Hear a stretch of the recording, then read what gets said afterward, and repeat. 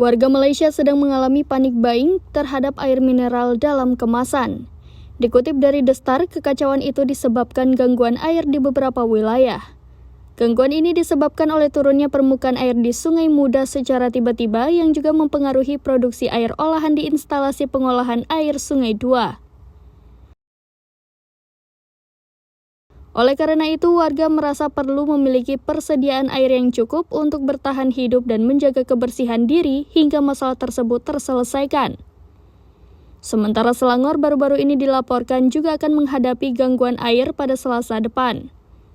Dalam pernyataan yang diposting di Facebook, pihak penanggung jawab air Selangor mengumumkan bahwa perbaikan darurat akan menyebabkan 99 area di Klang, Shah Alam, dan Kuala Selangor mengalami pemadaman air.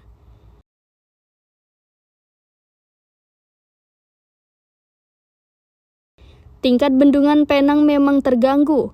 Begitu juga dengan bendungan Air Hitam yang hanya terisi 39,8%, bendungan Teluk Bahang 46,2%, dan bahkan bendungan Mengkuang yang lebih besar, biasanya terisi lebih dari 90%, turun menjadi 88,2% di tengah hujan jarang terjadi.